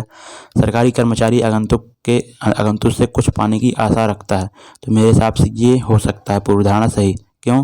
क्योंकि वो दोस्तों तो उसके तारीख पर तारीख दे रहा है। ठीक है, उसको वो निठल्ला बैठा है, ना ही उसके पास कोई काम है, लेकिन वह कहता है मैं बहुत व्यस्त हूँ, यानी कि वो दोस्तों कुछ ना कुछ पाने की चाह रखता है उससे। ठीक है, कुछ पा जाएगा तो वह काम आसानी से कर देगा, नहीं तो ऐसे ही भगाता है। ये रियलिटी है दोस्तों आज के हिंदुस्तान की। ठीक है, ये रियलिटी है कि दोस्तों जब तक सरकारी कर्मचारी को कुछ घूस ना दिया जाए ना, तब तक वहाँ पर कोई सुनाई नहीं होती है। ग्राउंड लेवल की बात कर रहा हूँ, रियलिटी की। ठीक है, नेक्स्ट क्वेश्चन देखते हैं। बोला जा रहा है कि 10 किलोग्राम द्रव्यमान की किसी वस्तु, तो 10 किलोग्राम द्रव्यमान की कोई वस्तु है और उस पर दोस्तों बल लगाया जाता है कितना? 20 न्यूटन का। ठीक है, तो यहाँ पर जो त्वरित होगी है वस्तु, तो किस त्वरण से त्वरित होगी? तो वो दोस्तों फार्मूला क्या हो जाता है? बराबर m होता है। तो फोर्स आप 20 न्यूटन का लगा रहे हैं, मास कितना है? आप 10 किलोग्राम। एक्सलेशन निकालेंगे तो आपका क्या हो जाएगा? तो 2 मीटर पर सेकेंड स्क्वायर। ठीक है, तो आपका ऑप्शन नंबर राइट हो जाएगा, ऑप्शन नंबर दूसरा। नेक्स्ट क्वेश्चन में बोला जा रहा है कि दिया गया चार्ट एक परिवार का मासिक घरेलू खर्च दर्शाता है, जिसमें कुल खर्च इतना आ रहा है। तो बोला है तो भविष्य निधि के लिए वार्षिक बचत कितनी है? ठीक है, तो भविष्य निधि के लिए दोस्तों आपका यहाँ पर बचत कितनी है आपसे पूछा गया है। तो यहाँ पर देखते हैं कि कुल खर्च कितना है, इतने के बराबर, यानी कि आपका देखो 100% ये होगा।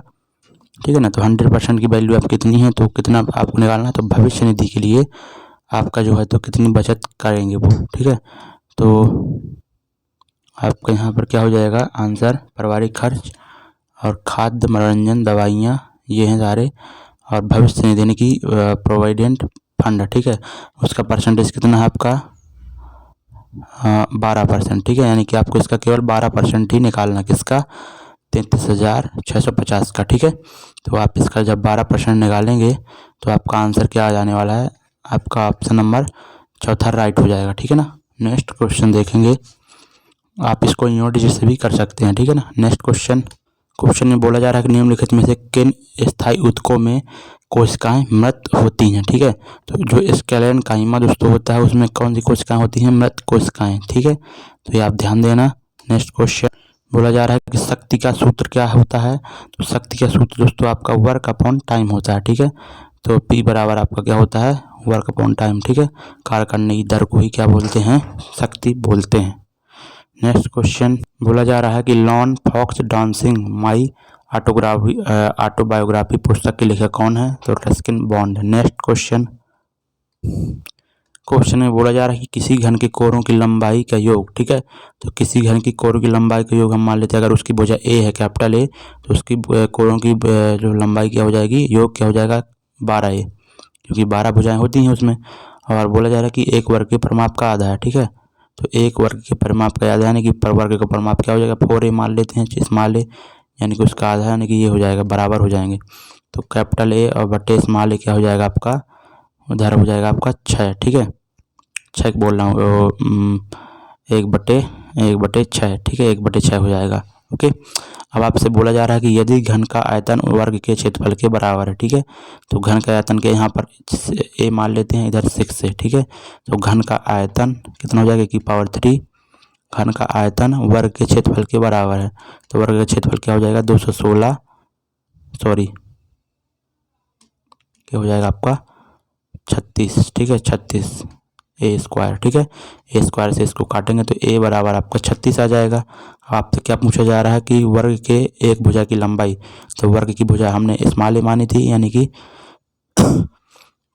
यहाँ पर और कुछ मान लेते हैं। ठीक है, क्योंकि स्मॉल a पहले से मान ली, बाकी कोई दिक्कत नहीं, आप समझ गए होंगे। तो यहाँ पर जो वर्ग की भुजा आ जाएगी 6 × 36 यानी कि 216 आपका राइट आंसर हो जाएगा। नेक्स्ट क्वेश्चन देखते हैं। देखो क्वेश्चन में बोला जा रहा है कि यदि एल्यूमिनियम की संयोजकता 3 यानी कि बाहरी कक्षा में उसके 3 इलेक्ट्रॉन है और ऑक्सीजन की संयोजकता 2 है, तो एल्यूमिनियम ऑक्साइड का रासायनिक सूत्र क्या होगा, ठीक है।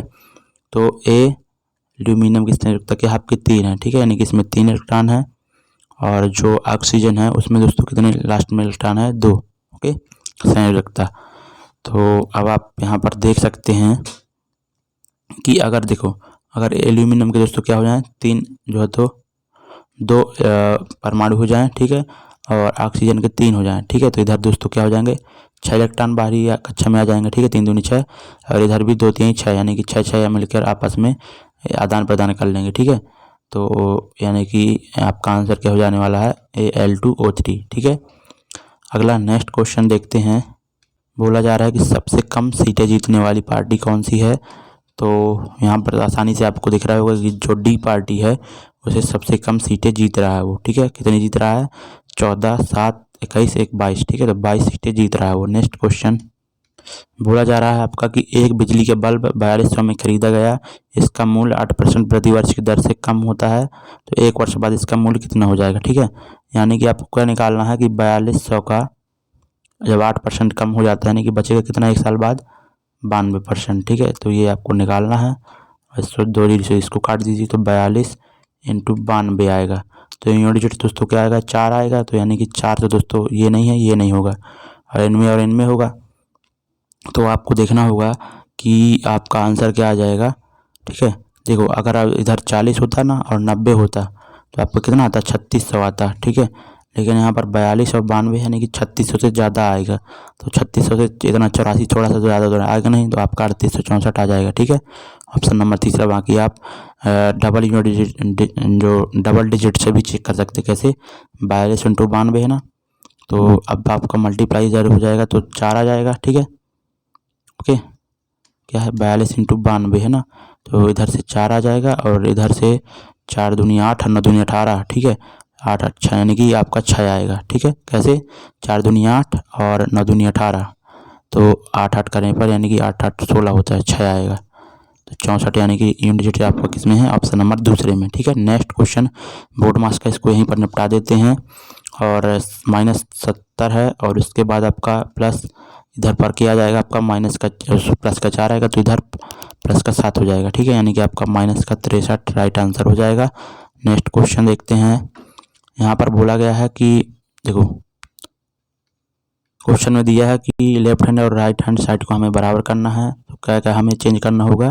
तो पहला ऑप्शन ये है, दूसरा ये है, तो दूसरा आपका यहाँ पर देखो राइट है, तो आपको यहाँ पर देखो जो है तो 6 और 4 और 6 को चेंज करना है, इधर क्या आ जाएगा 6 4 आ जाएगा, और प्लस और मल्टीप्लाई को चेंज करना है, तो इधर क्या आ जाएगा आपका प्लस 6 × 2, ठीक है, और बराबर 16 हो रहा है कि नहीं हो रहा है, तो आप देख सकते हैं 16 हो रहा है, 6 दूनी 12 4 16, ठीक है, ऑप्शन नंबर दूसरा राइट हो जाएगा। नेक्स्ट क्वेश्चन चौथा लॉजिकल रीजनिंग का क्वेश्चन आ चुका है, ठीक है, अभी तक 3 करा चुके हैं, चौथा आ गया। बोला जा रहा है कि वक्तव्य और निष्कर्ष, हालांकि वर्तमान समय में आधुनिक चिकित्सा सुविधा उपलब्ध है, फिर भी भारत में बाल मृत्यु दर अधिक है। निष्कर्ष क्या निकाल सकते हैं, चिकित्सा वैज्ञानिकों को जिंदगियां बचाने के लिए अपना काम छोड़ने और डॉक्टरों के रूप में कार्य करने के लिए कहा जाना चाहिए, ठीक है। तो ये तो नहीं है, ठीक है, वैज्ञानिकों को थोड़ी डॉक्टर का काम करा सकते हैं हम डॉक्टरों का काम, ठीक है, वैज्ञानिकों से। दूसरा है बाल मृत्यु दर कम करने के लिए सरकार को प्रयास करना चाहिए, ये निष्कर्ष हम कह सकते हैं कि राइट होगा, ठीक है। तो आपका जो है तो केवल दूसरा निष्कर्ष अनुसरण करता है। नेक्स्ट क्वेश्चन में बोला जा रहा है निम्नलिखित में से कौन सा घोल बिजली का चालक नहीं है, ठीक है। तो जो आप ग्लूकोज का सोल्यूशन लेंगे, ग्लूकोज का घोल वह दोस्तों क्या होता है विद्युत का चालक नहीं होता, ठीक है। बाकी जो सोडियम हाइड्रोक्साइड घोल है, आपका एसिटिक एसिड का घोल है, हाइड्रोक्लोरिक एसिड का जो घोल है, सारे क्या हैं विद्युत के चालक होंगे, ठीक है। नेक्स्ट क्वेश्चन आपसे पूछा गया कि ये प्रश्न की आकृति किस में छिपी हुई है। तो ऐसी आकृति दोस्तों आपको कहाँ पर दिख रही है, देख सकते हैं कि ऐसी आकृति आपकी यहाँ पर तो नहीं बन रही है, ना ही यहाँ पर बन रही है, और मेरे हिसाब से आपका राइट आंसर क्या होना चाहिए था, आंसर आपका यही होगा, ठीक है। कहाँ पर होगा वो आपको देखना पड़ेगा, ओके। तो ऐसी आकृति दोस्तों कहीं पर बन रही है कि नहीं बन रही है, इसमें भी नहीं बन रही है, ठीक है, और इसमें बन रही है कि नहीं बन रही है। देखो ऑप्शन नंबर तीसरा यानी कि बच्चे ने सी दिया है, ठीक है, और तीसरे में क्या है देखते हैं, तीसरे में ए है, लेकिन इसका आंसर सी होगा। अब आप तो देखना पड़ेगा आपको नज़र आ रही है आकृति कि नहीं नज़र आ रही। ठीक है, तो नज़र तो आ रही होगी। नज़र, ये देखो ये लाइनें थोड़ा इसको तिरछा कर दिया है। ठीक है, तो ऐसी होना चाहिए था, ऐसी और ऐसी, और उसके बाद ऐसा और ऐसा। ठीक है ना, ऐसी, तो ऐसा बनना था। तो दोस्तों ये मेरे हिसाब से सभी रॉन्ग है। ठीक है, अगला क्वेश्चन देखते हैं।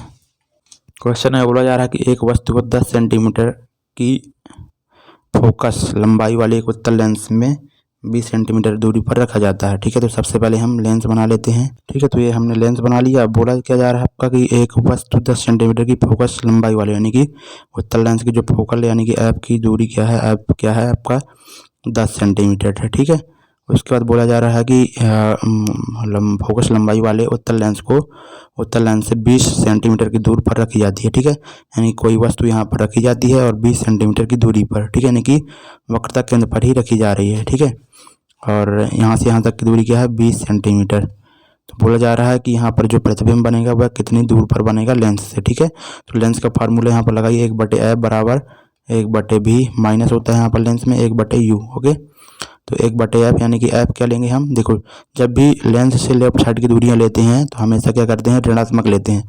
लेकिन जो फोकस होता है वह डिपेंड करता है कि आप कौन सा लेंस ले रहे हैं या फिर कौन सा दर्पण ले रहे हैं। तो यहाँ पर कौन सा लेंस ले रहे हैं आप, उत्तल। अगर उत्तल ले रहे हैं तो हमेशा धनात्मक लेते हैं फोकल लेंस। ठीक है, तो यहाँ पर के 10 ही लेंगे और बराबर 1/b, b की वैल्यू आपको निकालना है, और -1/u की वैल्यू क्या है आपकी -10। ठीक है, यू की यू मतलब कि लेंस से यहाँ पर वस्तु की दूरी। ठीक है, वो क्या है लेफ्ट साइड जा रहे हैं तो माइनस का 20 लेंगे। ठीक है, तो इधर प्लस हो जाएगा। अब यहाँ पर 1/b जब आप निकालेंगे तो 1/10 माइनस 1/20 हो जाएगा। इसको जब सॉल्व करेंगे तो आप भी बराबर आपका क्या जाएगा 20 सेंटीमीटर। ठीक है, आपका ऑप्शन नंबर दूसरा राइट हो जाएगा। ठीक है, नेक्स्ट क्वेश्चन देखते हैं। क्वेश्चन में बोला जा रहा है फ्रेंड्स कि एक 160 मीटर लंबी ट्रेन और 740 मीटर लंबे पुल को इतने सेकंड में पार कर दिया तो ट्रेन की गति क्या होगी। ठीक है, तो स्पीड बराबर क्या होता है, स्पीड बराबर आपका क्या होता है डिस्टेंस अपॉन टाइम होता है। तो टोटल डिस्टेंस कितनी कवर करेगी वह अगर स्वयं की कवर करेगी और वह जो है तो पुल की डिस्टेंस कवर करेगी अगर उसे पार कर रही है। ठीक है, तो टोटल डिस्टेंस यहाँ से क्या आ रही है आपकी 900 और बटे जो है तो टाइम कितना ले रही है इतना 81 सेकंड। ठीक है, 81/2 यानी कि 2 ऊपर चला जाएगा। इसको दोस्तों किससे मल्टीप्लाई करना पड़ेगा, ट्रेन की गति बताना है और मीटर किलोमीटर प्रति घंटे में सारे ऑप्शन है। ठीक है, तो 18/5 का मल्टीप्लाई कर दीजिए आप अभी से। तो यहाँ से आप जब सॉल्व करेंगे तो 9 से इसको काटेंगे तो 2 बार जाएगा, इसे 9 से काटेंगे 9 बार जाएगा, इसको 100 से काट देंगे 100 बार जाएगा 9 धाम मतलब कि 9। अब इसको जब सॉल्व करेंगे तो 5 से इसको काटेंगे जब 100 को तो 20 आ जाएगा और 20 दूनी 40 दूनी 80। ठीक है, 80 किलोमीटर प्रति घंटा आपका आंसर हो जाएगा। ठीक है, नेक्स्ट क्वेश्चन बोला जा रहा है कि वृषण डैश में उदर गुहा के बाहर स्थित होता है। ठीक है, तो अंडकोश की थैली यानी कि आपका यहाँ पर होता है। ठीक है, अंडकोश की थैली में जो है तो वृषण होता है। नेक्स्ट क्वेश्चन बोला जा रहा है कि न्यूलैंड ने उस समय तक ज्ञात 56 तत्वों को अपने अष्टक वाली सारणी में व्यवस्थित किया था। ठीक है, तो जब न्यूलैंड ने अपना जो है तो अष्टक नियम दिया था यानी कि प्रत्येक तत्व का जो अगला 8वां तत्व होता है वो समान गुण वाले होते हैं। तो जब वह ये नियम दिया था ना उनने न्यूलैंड जी ने, तो जब दोस्तों 56 तत्वों की ही खोज हुई थी। ठीक है, अगला क्वेश्चन दोस्तों यहाँ पर दिया है कि देखो यहाँ पर बोला जा रहा है कि कौन सा कथन यहाँ पर जो क्वेश्चन दिया है उसका आंसर देने के लिए पर्याप्त है। ठीक है, तो बोला जा रहा है कि एक्स को दीवार बनाने में कितना समय लगेगा। ये आपको क्वेश्चन दिया गया है, आप कथन से आपको पता करना है कि कौन कौन से कथन यूज करके आप इसका आंसर पा सकते हैं फिर नहीं। ठीक है, तो पहला है कथन आपका एक्स और वाई दोनों एक साथ दीवार को 8 दिन में बना सकते हैं। तो दोस्तों एक्स और वाई दोस्तों 8 दिन में एक साथ मिलकर 8 दिन में बना सकते हैं। उसके बाद बोला जा रहा है कि एक्स को दीवार बनाने में वाई से 5 दिन अधिक लगते हैं। ठीक है, तो एक्स को वाई से 5 दिन अधिक लगते हैं यानी कि एक्स को दीवार बनाने में वाई से 5 दिन यानी कि वाई माइनस जो एक्स आएगा आपका 5 आ जाएगा। तो आप यहाँ से एक्स की वैल्यू निकाल सकते हैं। ठीक है, तो यानी कि दोनों ही और कथनों का यूज करके ही आप आंसर पा सकते हैं। ठीक है, तो दिए गए प्रश्न का उत्तर देने के लिए आपका एक अकेला पर्याप्त है जबकि 2 अकेला पर्याप्त नहीं है। ठीक है, तो ये दोस्तों गलत दिया है। ठीक है, यहाँ पर अकेले कैसे पर्याप्त है, बोला गया है कि एक्स और वाई दोनों एक साथ दीवार को 8 दिन में बना सकते हैं। तो ये थोड़ी पता है कि हमें एक्स कितने दिन में बना सकता है अकेले। ठीक है, ये नहीं पता, दोनों का यूज़ करके हम दोस्तों निकाल पाएंगे। तो आपका ऑप्शन कौन सा राइट हो जाएगा, आपका ऑप्शन दोस्तों चौथा होगा, 100% यही होगा। ठीक है, नेक्स्ट क्वेश्चन, आपको इसका एलसीएम बताना है तो आसानी है।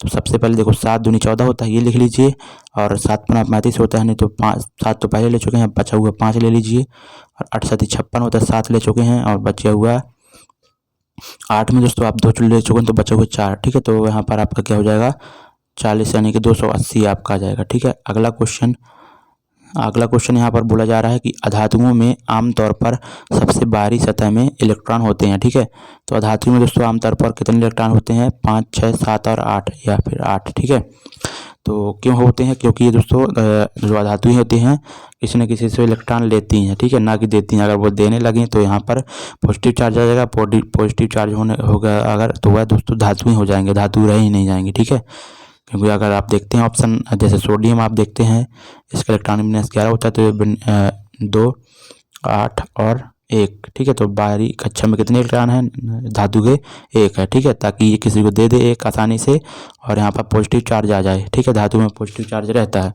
ओके, नेक्स्ट क्वेश्चन देखते हैं। क्वेश्चन में बोला जा रहा है कि जिस तरह SKYJA और CKING को इस तरह लिखा जाता है, तो इसी कोड में इसको क्या लिखा जाएगा। ठीक है, तो आप फ्रेंड्स देख रहे होंगे कि यहाँ से 2 पार्टों में इसको डिवाइड किया हुआ है। ठीक है, और इसको दोस्तों इस क्रम में लिख दिया है। ठीक है, ए से उठाकर AJYKS इस तरह लिखा है, फिर यहाँ से इधर से उठाकर इसको पीछे से उठाकर G से शुरुआत कर दिया। ठीक है, तो इसी तरह इसको हम लिखेंगे, तो इधर P से इधर से डिवाइड करिए तो PAEHC। ठीक है, PAEHC आपका इसमें है, और इसमें डबल ए आ गया, ये रॉन्ग हो जाएगा, यहाँ पर ये भी सही है। उसके बाद दोस्तों S से शुरू होगा, तो S से दोस्तों ये शुरू नहीं है, और S ये और ये शुरू है, तो S और से ये शुरू है, तो आपका आंसर क्या हो जाएगा। ठीक है ना, तो आपका आंसर क्या हो जाने वाला है, ये तो गलत है ना, आपका आंसर ऑप्शन नंबर पहला राइट हो जाएगा। नेक्स्ट क्वेश्चन, और बोला जा रहा है कि एक दिवसीय क्रिकेट में 3 दोहरे शतक लगाने वाले एकमात्र खिलाड़ी कौन है, तो वह दोस्तों रोहित शर्मा। ठीक है, लास्ट क्वेश्चन आज का, बोला जा रहा है कि वह छोटी से छोटी संख्या ज्ञात कीजिए जिससे 72 को गुणा करने पर एक पूर्ण वर्ग प्राप्त हो जाएगा। ठीक है, तो इसको दोस्तों कैसे करते हैं, यहाँ पर 72 को करिए, इधर 36 आ जाएगा, और फिर 2 से काटिए तो इधर आपका 18 आ जाएगा, इधर फिर से 2 से काटिए तो आपका 9 आ जाएगा, और अब आप 3 से काटिए 3 आएगा, फिर 3 से काटिए तो 1 आ जाएगा। ठीक है, यानी कि पूर्ण वर्ग बनाने के लिए जोड़ा बनाना होगा। ठीक है, तो इधर जोड़ा बनेगा। ठीक है, तो ये तो सही है, और इधर भी जोड़ा बन जाएगा, यानी कि इधर भी सही है, लेकिन यहाँ अकेले 2 बच रहा है। अगर इसके साथ में दोस्तों 2 और होता है ना, तो ये जोड़ा बना लेते हैं और पूर्ण वर्ग बन जाता, यानी कि 2 का मल्टीप्लाई अगर कर दें तो 144 हो जाएगा। 144 दोस्तों 12 का वर्ग होता है, तो 2 आपका राइट आंसर हो जाएगा। ठीक है, तो दोस्तों उम्मीद करता हूँ वीडियो आपको अच्छा लगा होगा, और जो लोग नए हैं तो चैनल को सब्सक्राइब अवश्य कर लिएगा ना। ठीक है, आप लोग वीडियो को पूरा देखते हैं और सब्सक्राइब नहीं करते हैं तो थोड़ा सा डीमोटिवेट हमें भी फील होता है। सब्सक्राइब कर लिए करिए, हमारी फैमिली बढ़नी चाहिए। ठीक है, तो थैंक यू सो मच, जय हिंद, जय भारत।